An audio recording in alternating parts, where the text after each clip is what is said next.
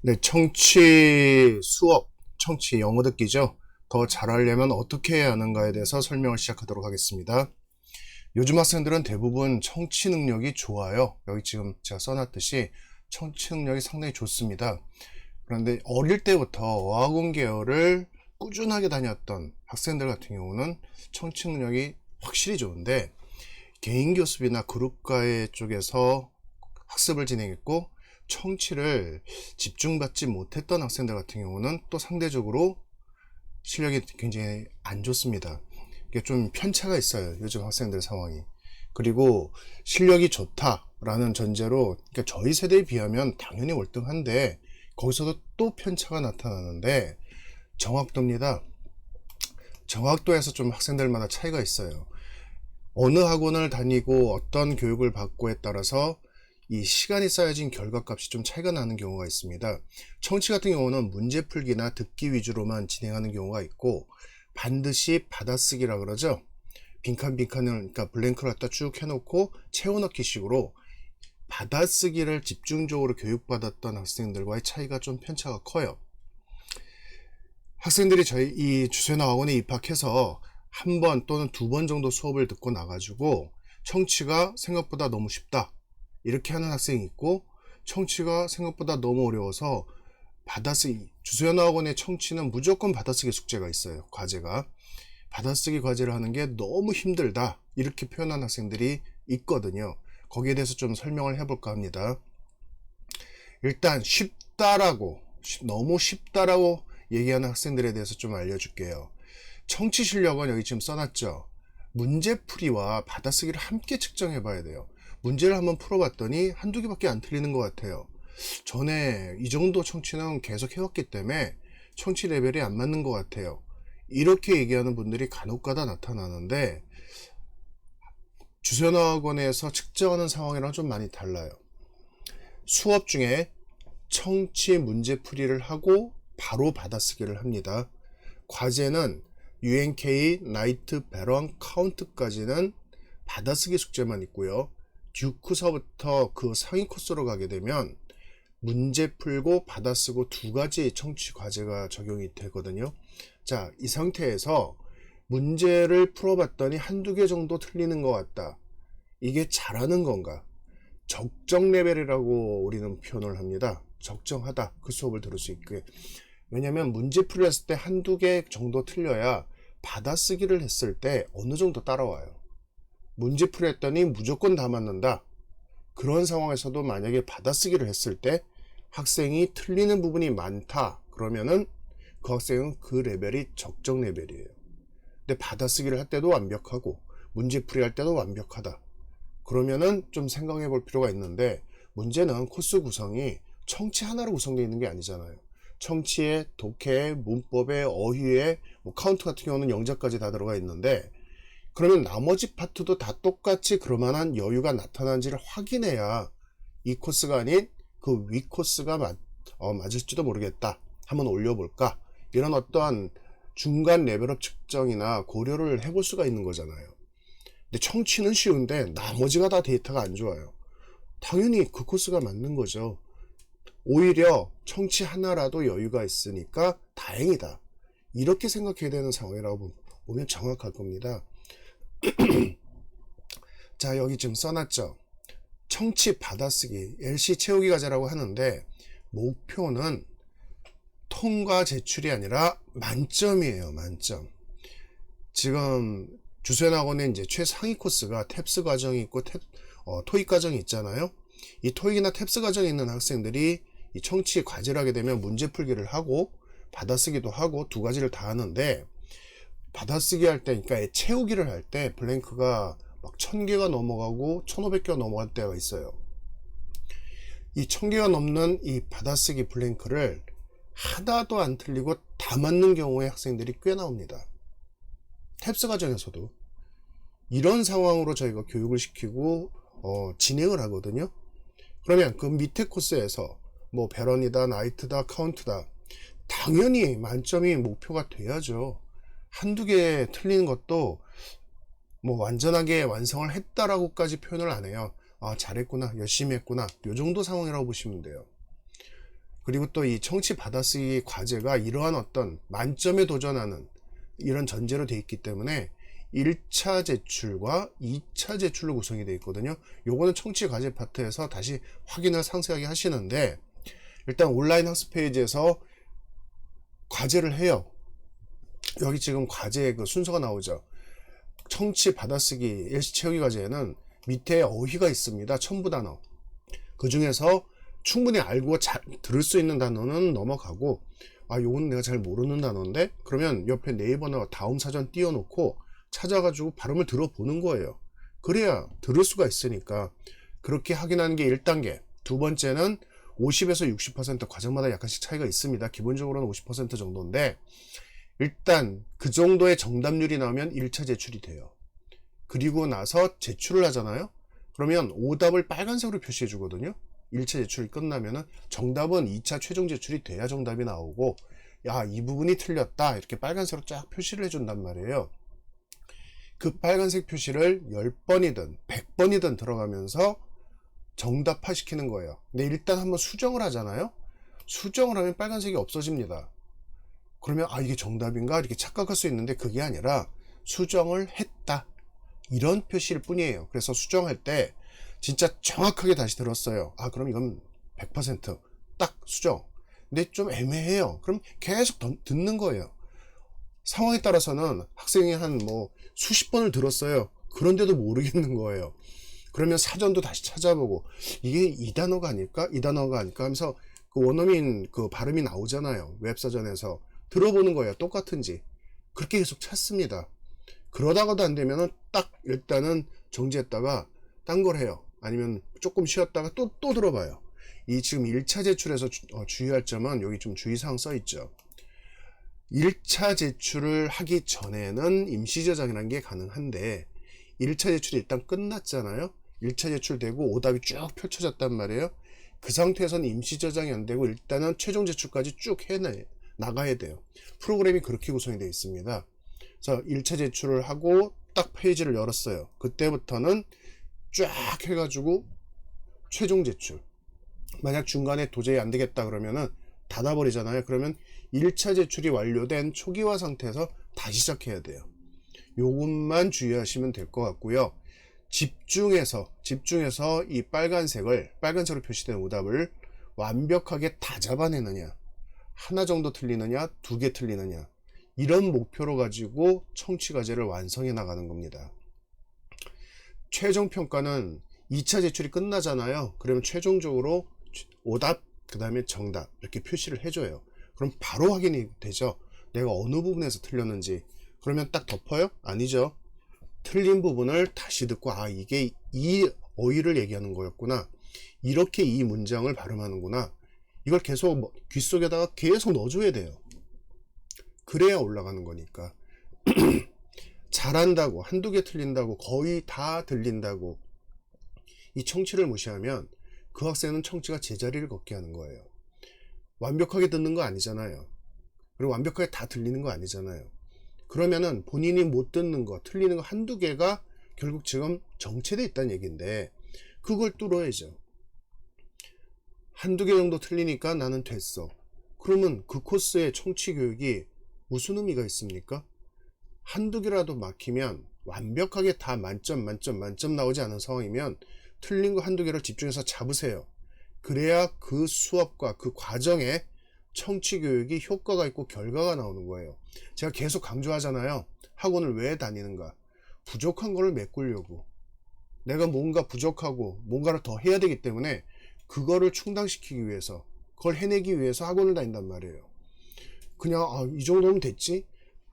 이 정도면 됐지라는 개념이 본인한테 적용시키면 안 되는 거예요. 선을 그어놓고 공부를 하면 절대 위로 빠르게 올라갈 수가 없습니다. 딱 정체되거나 다른 학생, 열심히 하는 학생이 6개월이면 이만큼 올라갈 수 있는 거를 선을 딱딱 그어놓은 학생들은 똑같게 6개월을 똑같은 수업을 했는데 거의 절반 또는 3분의 1도 못 나가요. 실력 상승이. 그거를 본인이 자꾸 메꿔내야죠. 열심히 해서. 자, 정규과정 주위에는 아까 말씀드렸던 대로 LC 채우기와 문제풀기가 2개가 동시에 과제로 주어지는데, 순서는 LC 채우기를 먼저 하고 문제 풀기를 하는 게 좋습니다. 똑같은 거거든요. 문제 푸는 거나 채우기가 똑같은 거로 주어지는데, 그럼 당연히 채우기 갖고 꼼꼼하게 들어볼 거 아니에요. 굉장히 만점을 도전하라고 했잖아요. 그리고 나서 문제를 풀면 귀에 잘 들어와요. 당연하겠죠. 근데 그게 귀찮다고 문제 풀기 먼저 하고 LC 채우기 나중에 하고 막 이러는데, 가능하면 LC 채우기를 먼저 하고 문제 풀기를 하는 게 더 좋다, 이렇게 이해하시면 될 것 같습니다. 자, 청취가 어렵다고 하는데 왜 자꾸 청취 숙제 얘기만 하시는 거예요? 이렇게 질문할 수 있잖아요. 네, 맞습니다. 청취가 어려워서 수업을 지금 잘 못 듣겠는데 왜 과제 얘기만 설명하고 있는가? 더군다나 청취 과제는 청취 과제 파트에서 또 설명이 들어가고 있는데, 자, 이 과제를 이렇게 자꾸 시간을 쌓아나가야지 청취가 근본적으로 좋아진단 말이에요. 수업 중에 따라가기가 힘들다, 여기 지금 써있죠. 한 번이라도 듣고 참여하면 훨씬 좋다. 제가 처음 시작할 때 이 지금 수업이 어려워요, 이 설명 시리즈가 본래는 하나로 묶여져 있었거든요. 근데 시간을 보니까 거의 60분에 가깝더라고요. 너무 길잖아요. 그래서 토막 제가 이게 나누는 거예요. 그래서 수업 성적을 올리려면 쪽지, 그 다음에 문법, 독해, 청취, 이렇게 다 나누는 거거든요. 계속 강조하는 게 있죠. 예습을 부담스러워하지 말고 누구나 할 수 있는 예습이라고 가볍게 생각하면서 일단 한 번이라는 개념을 적용해보자. 독해 한 번이라도 읽고 들어가기, 문법 한 번이라도 읽고 들어가기, 청취는요 한 번이라도 듣고 들어가기. 스마트폰이나 PC 양쪽 다 수업 청취 음원을 찾을 수 있어요. 아, 오늘 수업에서 이 부분을 나가는구나, 챕터를 찾으면 되니까. 그럼 몇 챕터의 청취 음원을 수업분을 찾을 수 있거든요. 들으면 돼요. 수업 전에. 집에서 학원에 오는 시간, 학교에서 학원으로 오는 시간, 그 시간에 그냥 청취를 음악 듣듯이 들으면 되잖아요. 한 번이라도. 한 번만 들어주고 들어가 봐요. 안 듣고 들어가는 것보다 훨씬 낫거든요. 토익 시험이나 탭스 시험을 볼 때도 일단은 청취 쪽에서 고득점이 나와야 되기 때문에 저희가 학생들한테 계속 교육시키는 게 있습니다. 시험 보는 날 아침에 눈 떴다, 그러면 계속 청취를 듣고 있어라. 토익 모의고사나 탭스 모의고사가 있잖아요. 그 청취 파트를 계속 듣고 있어라. 그리고 시험장에 들어가기 전까지도 계속 들어라. 그리고 시험장 들어가면서 다 빼놔야죠. 당연히 갖고 들어가지 못하니까 다 빼놓고, 그리고선 시험을 보면 청취가 점수가 최소한 몇십 점은 더 나온다. 이게 하나의 포인트고 요령이거든요. 똑같습니다. 수업 청취가 본인이 약하다 생각되면은 수업 직전까지 들어요. 수업분을. 그리고 청취랑 연결해가지고 한번 수업을 해봐요. 확실하게 다릅니다. 거기에 지금 앞에서 설명한 부분이 있죠. 청취 숙제할 때 이렇게 꼼꼼하게 해봐요. 만점에 도전하면서. 아, 저 지금 간신히 1차 제출 통과하는데 무슨 만점이에요? 너무 까마득한 얘기라서 실감이 안 됩니다. 하면 그런 날이 옵니다. 단지 목표점을 뭐 70%다 80%다 여기에 만족하지 말라는 얘기예요. 내가 지금은 70%에서 간신히 최종 제출을 했지만, 그래서 수십 개를 틀렸지만 이렇게 시간을 쌓아 나가서 80%, 90%, 그리고 나도 만점에 가깝게 또는 만점으로 받아서 쿠폰 점수까지 받을 거야. 그렇게 될 수 있어. 이렇게 해서 진행하면 된다는 얘기예요. 왜? 엄청나게 많은 학생들이 거기까지 진행을 했으니까. 주소연화학원에 입학을 하잖아요. 뭐 UNK나 나이트. 그래서 세월이 가면서 토익반이 되고 탭스반이 될 거 아니에요. 외국에 한 번도 안 갔다 온 학생들이 토익반 때에서 또는 탭스반 때에서 토익 시험을 봤다, 뭐 850점이 넘었습니다. 탭스를 봤는데 뭐 700이에요. 그러니까 9탭스일 때, 뉴탭스일 때는 뭐 450이에요, 500이에요, 600점이 만점이니까. 이렇게 말을 하는데 실제로 토익 같은 경우에 850점만 넘어도요, LC 파트가 만점인 경우가 대다수예요. 495점 만점이 거의 다 청취에서 나옵니다. 성인반에서는 있을 수가 없는 얘기죠. 성인반은 청취 점수 죽어도 만점이 정말 안 나와요. 그런데 이 학생들은 한 3년 정도 저희가 교육을 쭉 시켜서 올리잖아요. 외국을 안 갔다 온 케이스여도 청취가 만점이 나와버려요. 이 시간들이 쌓여서 나오는 결과예요.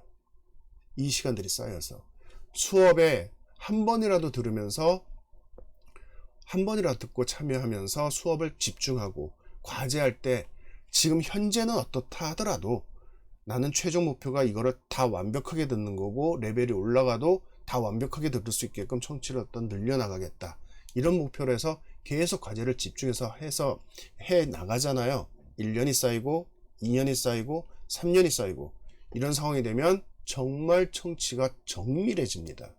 그냥 듣고 대충 이건 이런 말일 거야, 이게 아니라 받아 써봐 했을 때도 정확하게 받아쓸 수 있을 만큼. 한국어도 똑같잖아요. 그냥 말을 주고받고 듣고 하는 거랑 받아쓰기, 시험을 볼 때랑 다르죠. 웬만한 학생들 요즘 중학생조차도 중학교 교과서, 국어 교과서 받아쓰기를 막 하잖아요. 많이 틀린다고 하더라고요. 참 문제가 있는데 영어도 똑같아요. 정확하게 받았을 정도로 듣고 있느냐, 아니면 그냥 감각적으로, 직감적으로 대충 이 정도 내용이다 라고 듣고 있느냐, 굉장히 차이가 큽니다. 자, 이렇게 훈련이 진행되기 때문에 지금 내가 청취가 쉽다? 어렵다? 쉬우면 정말 여유있게 예습 한 번 없는데도 수업에 들어갔는데 완벽하게 받아쓰고 완벽하게 문제를 풀고 있다. 과제할 때도 정말 대강대강 하는데도 만점이 완벽하게 나오고 있다. 이러면 청취가 쉽다는 얘기 인정해요. 그런데 그렇지 않고 몇 개씩 틀린다. 이러면 쉽다라고 이 학원에서는 얘기하면 안 돼요. 그 정도 하는 학생들은 너무 많기 때문에. 쉬운 게 아닙니다. 다시 한번 강조하지만 적정한 거예요. 거기에서 만점으로 도전에 들어가는 거죠.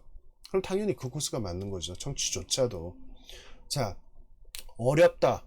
시간을 투자하고 열심히 하면 분명히 뚫린다, 귀는. 그리고 나도 토익 청취 만점에 해당되는 청취 능력을 무조건 가질 수 있게 된다. 이건 제가 확언할 수 있습니다. 그렇게 만들어 드리기 때문에 많은 선배들이 다 증명하면서 그렇게 지나간 길이기 때문에 여기에 대해서는 이의가 있을 수가 없어요. 수능 듣기평가 있죠. 어떤 기출이든 모의고사든 듣기평가 저희 학원에 GD급? 토익반조차도 아니고 GD급 학생들한테 줘도 듣기평가가 다 맞아요.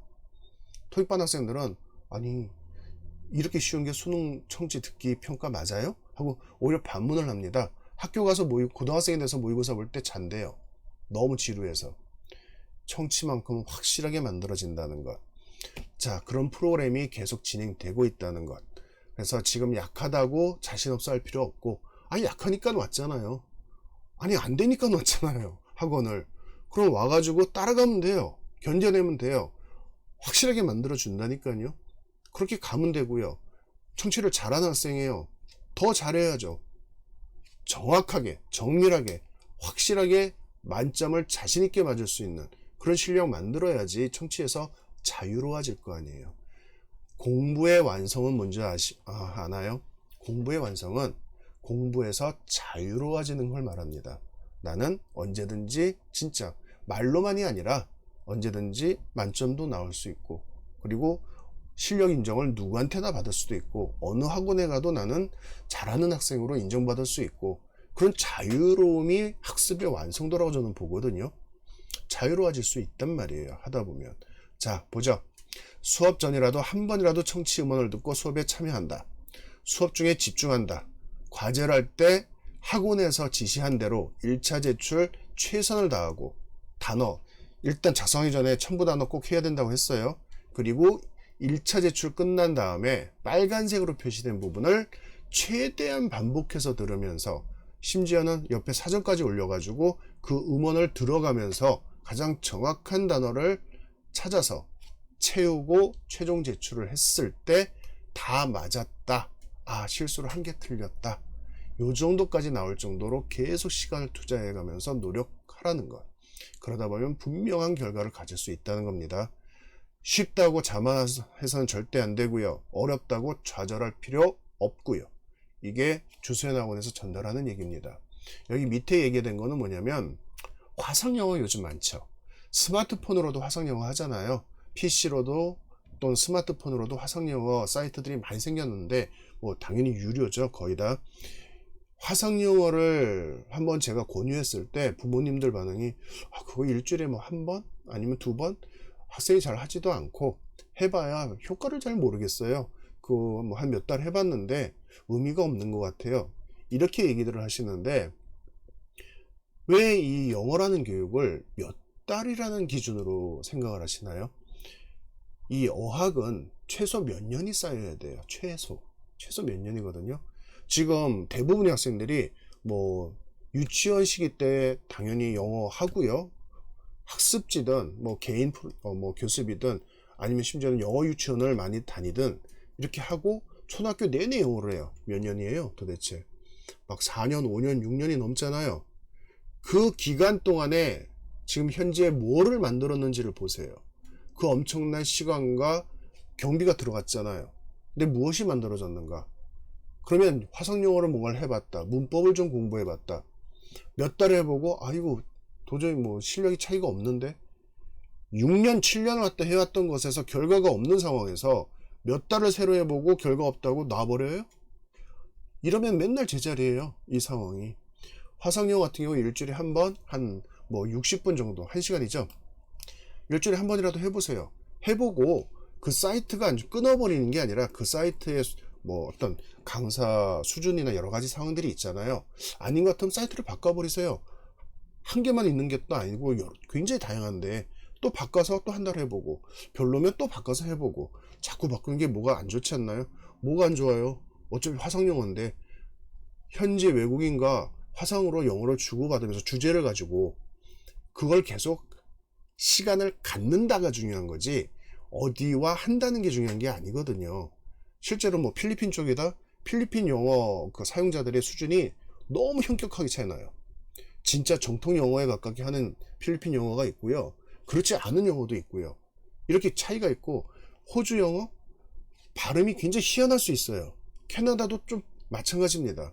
뭐 미국이라고 해도 실제로 그 화상영어를 주관하는 강사가 영어를 전공한 사람과 그렇지 않은 사람의 수준이 굉장히 차이 나요.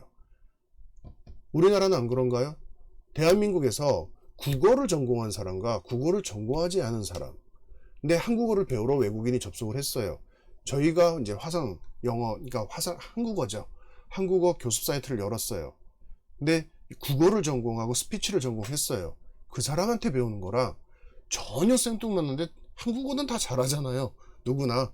그래서 그냥 주고받고 얘기하고 채팅으로 해가지고 글도 좀 주고받고 하는 거랑은 수준 차이가 어마어마하게 차이 나죠. 국어를 전공한 사람은 논술까지도 올라갈 수 있잖아요. 근데 그렇지 않은 사람은 절대로 그렇게 안 되거든요. 그런 차이들이 있으니까 그런 부분만 좀 자꾸 체크를 해가면서 화상영어를 꾸준하게 한 2년, 3년, 4년 이런 식으로 넣어주면 청취력도 덩달아서 좋아져요. 말하기만 늘어나는 게 아니라 말하기, 듣기가 같이 늘어나고요. 가르치는 사람이 만약 영어 전공자라 그러면은 간단한 라이팅을 정통으로도 배울 수 있습니다. 그런 어떤 시너지 효과가 있거든요. 그래서 지금 당장 눈앞만 보지 마시고 학생이 이 학원이라는 영어 공부 있잖아요. 이건 딱 정해져 있잖아요. 너무 지루해하고 짜증내고 하면은 일주일에 한 번 재미있게 외국인과 같이 대화하면서 자신감도 쌓고 뭔가 좀 즐거운 게 있을 수도 있잖아요. 그게 더 스트레스도 될 수도 있지만 즐거울 수도 있단 말이에요. 그런 부분이 가능하다면 넣어주는 것도 분명한 도움이 된다. 이것까지를 제가 팁으로 알려드리고 청취가 어렵다라는 얘기 여기에 대해서는 여기까지 설명을 하고 마치겠습니다. 제가 지금 이 시청자료 있잖아요. 동영상을 나눴다고 했잖아요. 나눴는데 교환은 지금 이 청취만이 아니라 각 파트별로 다 교환은 다 넣어놨어요. 문법, 독해, 쪽지 시험, 이렇게 수업, 종합성적표에서 수업평가 점수까지 해서 이 교환 설명 자료는 통으로 다 넣어놨거든요. 한번 봤을 때 혹시 다른 거 시청 자료, 이 동영상 자료를 안 보고 교환만이라도 봐라. 이런 어떤 전제에서 다 넣어놨거든요. 그래서 이 수업이 어려워요 시리즈가 한 4편 이 정도로 지금 구성이 됐는데 여기에서는 종합성적에서 수업성적이 낮을 때 쪽지 시험, 문법 수업, 독해 수업, 청취 요 파트에 대해서 지금 설명을 쭉 한 겁니다. 이렇게 하나만 기억하세요. 수업이 어렵다고 느껴지면 한 번만 확인하고 읽고 들어가자. 그러면 조금씩 좋아지잖아요. 좋아지면서 재미가 붙으면 2번만 읽고 들어가자. 이런 식으로 너무 부담 가지면 안 돼요. 제가 독해편에서도 얘기했잖아요. 독해 지문 다 해석하고 단어 다 찾고 문제 다 풀어갖고 오면은 수업이 망한다고. 그거는 오히려 독이 됩니다. 적당한 예습이 가장 효과적인 거예요. 청취, 제가 계속 강조하잖아요. 어려우면 한 번만이라도 듣고 들어가자. 그거 한 15분도 안 걸려요. 한 번 듣는데. 독해 수업 지문 읽고 문제 내용 있잖아요. 꼼꼼하게 읽는 게 대충 이 지문이 어떤 내용이고 문제가 어떤 내용인지만. 역시 10분, 15분이면 됩니다. 문법은 좀 시간이 걸리지 않나요? 걸려요. 근데 시간이 걸릴 것 같다고 안 하는 것보다는 교재 내용 한 번이라도 읽고 들어오면 도움이 된단 말이에요. 이 부분을 꼭 기억하고 어렵다, 힘들다 여기에 너무 얽매이지 말고 해보자. 한번 해보자. 그리고 한 번이라도 읽고 들어가서 진짜 계속 어려운지 보자. 좀 낫잖아요? 그럼 조금만 더 읽어도 되겠다. 한 번 읽고 두 번 읽고 이렇게 해서 수업에 적응하면 한 달, 두 달 뒤에는 수업에 적응이 다 됩니다. 너무 겁먹을 필요가 없어요. 그리고 반대로 쉽다 얘기를 하는 학생들은 그럼 만점에 도전해 보세요. 만점에 도전해야 이 학원에서는 인정을 한단 말이에요. 자, 수업이 어려워요. 이 파트의 설명을 여기까지 하고 마치겠습니다.